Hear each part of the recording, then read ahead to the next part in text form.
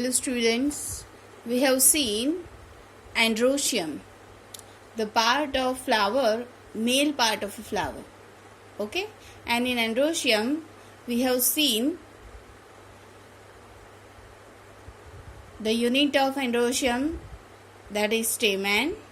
It has a three part, okay, filament, connective and anther.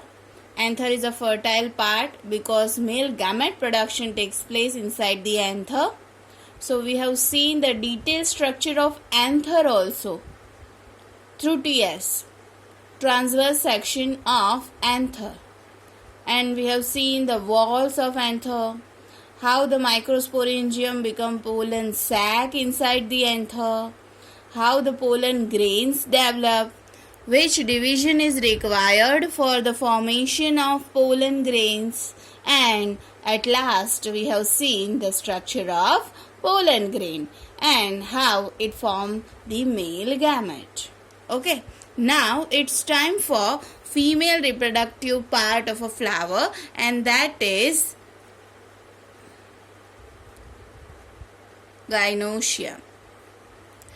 Okay, gynoecium is a female reproductive innermost wall of a flower, and we should know, we will call it the unit of gynoecium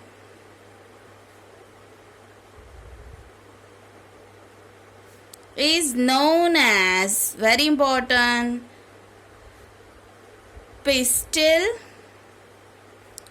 or carpel. Two terminologies there. We can call pistil also and we can call carpel also. Okay, let's see the morphology of a pistil.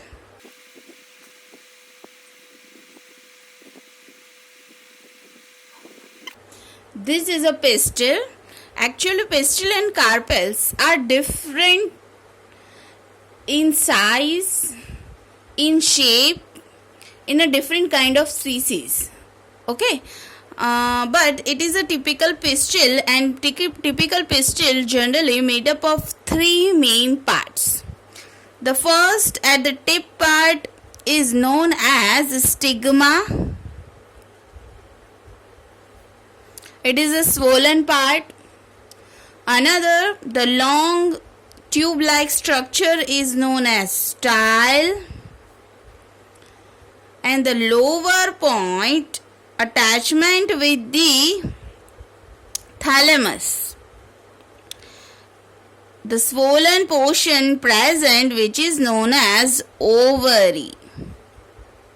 And inside the ovule, through placenta, ovary, through placenta, ovule is attached. So this three main part is there morphologically. The swollen distinct part is known as stigma. The long tube attached with the stigma is known as style, and the swollen portion, oval or a round portion, okay, attached with the thalamus or receptacle. It is a flower bud, thalamus. It is known as ovary, and inside the ovary there is a ovule attached. The number of ovules can be different in a different species. So this is a general structure of one carpel or a pistil. Now we have to see the types of carpel that we have already learned in a morphology, but overview we have to see this. Okay, type of carpel. Generally carpels are of two types on the number in a flower. First is monocarpellary, on the basis of carpel. Okay, flower can be called monocarpellary. Here we can say that types of flower on the basis of carpel number. Okay, so monocarpellary, and if it is more than one, it is called multicarpellary. Only one carpel present in a flower, so it is called monocarpellary. An example of monocarpellary is a pea plant. We should remember this very well. What about multicarpellary? More than one carpel in a flower. Okay, so many example is there. Poppy plant, opium poppy, drugs. Okay, then Micaelia.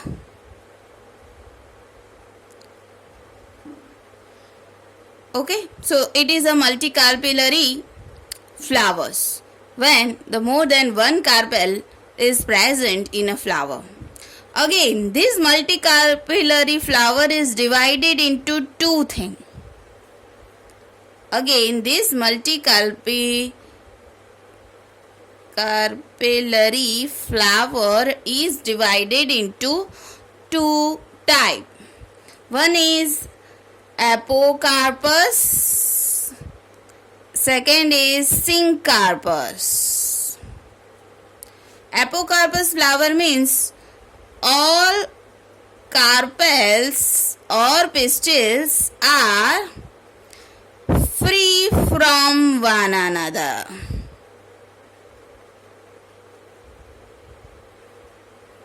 Okay, means they are present in one flower only, but not attached with each other. They are free from one another. Okay, and syncarpus means fused carpels. All the carpels fused. Okay, they have a multi carpels, but they are fused together. So it is known as syncarpus. Okay, and if we want to give the example of apocarpus and syncarpus, we can call that in apocarpus means there is a Micaelia. In your NCERT, the diagram is given, and for syncarpus, opium poppy plant. Okay, so these are the example of apocarpus and syncarpus. So we have seen the type. Mono means one, multi means more than one carpel present, so it is called monocarpellary flower. Only one carpel, example is pea plant. Multicarpellary, more than one carpel in a flower, poppy and Micaelia. Multicarpellary, again divided into two, apo and syncarpus. All the carpel are free from one another. It is called apocarpus, and syncarpus means fused carpels. Okay, we will see it with the diagram. This diagram is already given in your NCERT.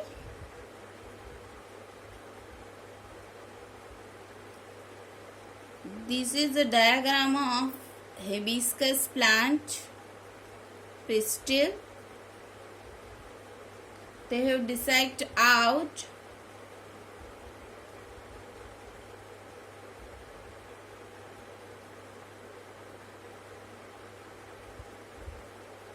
the pistil from the flower.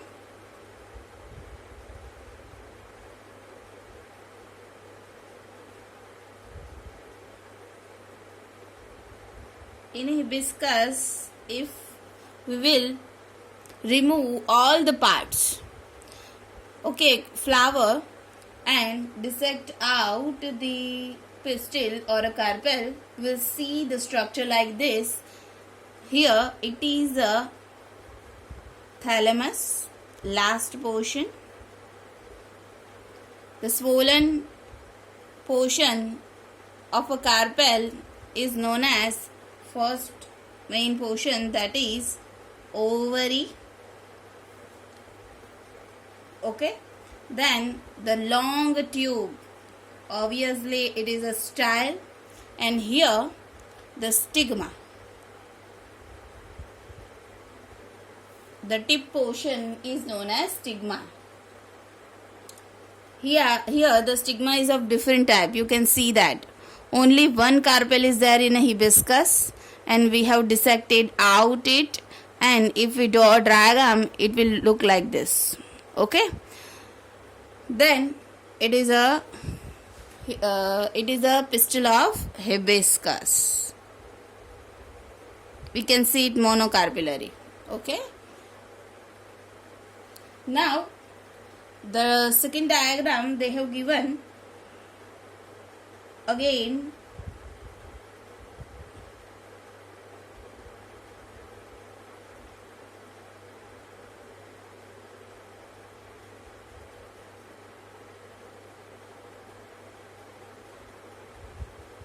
The lower portion attached with this carpel, very big swollen portion,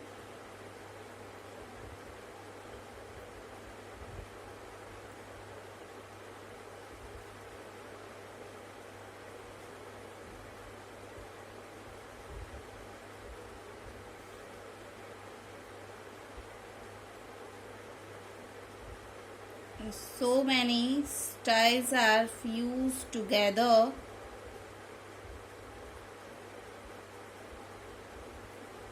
Okay, so this is a stigma, these are the fused style, and only one ovary is there. We have to remember this in a syncarpous ovary. Okay, in a syncarpous ovary, syncarpous carpel, we should see the different stigma. We should see the different style in apocarpus also. But the number of ovary is always one, whether it is apocarpus or syncarpus. Okay. Now, so it is a poppy plant, syncarpus, multicarpellary carpel.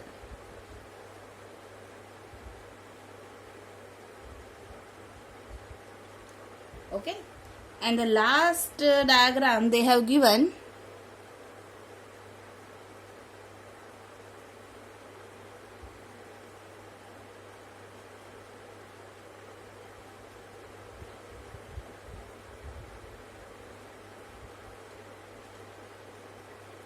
so many carpels.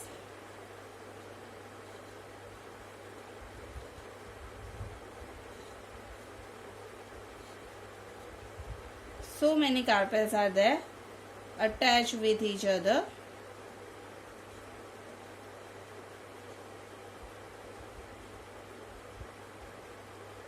It is a carpel of Michelia.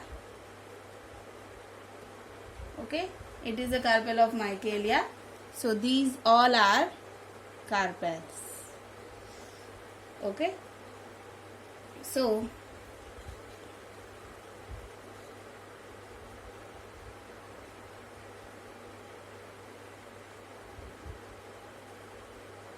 it is a multicarpellary.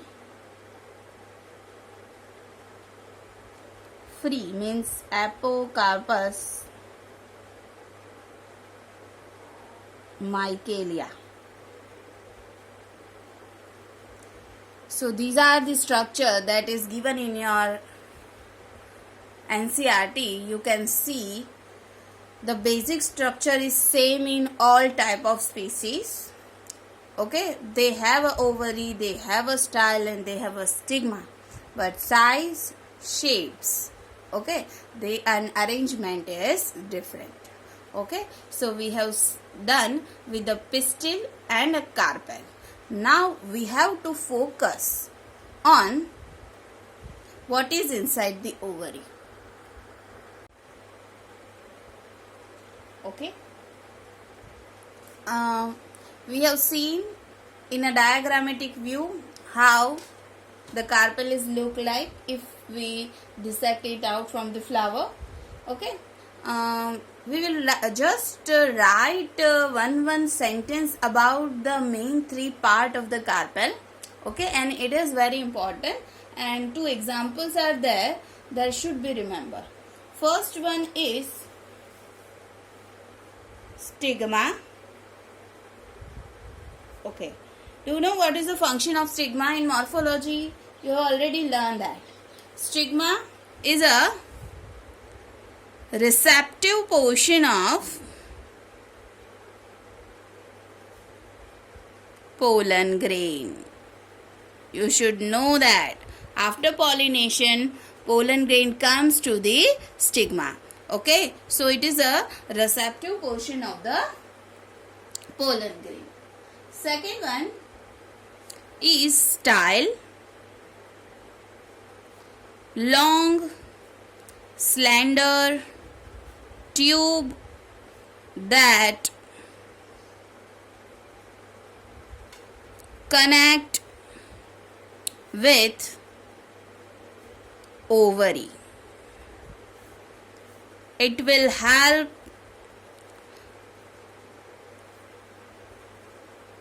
in pollen tube formation. Pollen tube itself is developed inside the style. Okay, so it is very important in a reproductive point of view, the style. And the last portion, and a very important portion, we have to focus further in this only. So it is called ovary. Okay, ovary, swollen lower portion. Okay, there is a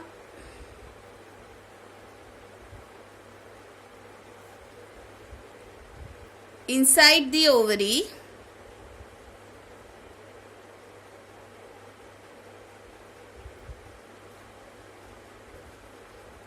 ovules are attached with a cushion like structure called placenta. Okay, a cushion like structure called placenta. You have already seen the type of placentation also. So there is no need to explain what is placenta. Here we have to focus that the ovules number only one in one ovary. ऐसे भी हो सकता है, only one in one ovary. Okay, one ovule present in a one ovary. So example of that is wheat, rice, okay, and mango. Okay, and ovule number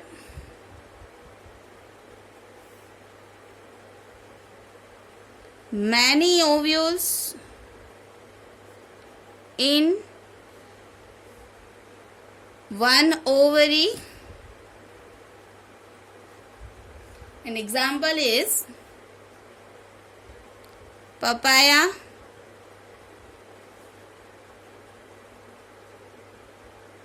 watermelon, and orchids.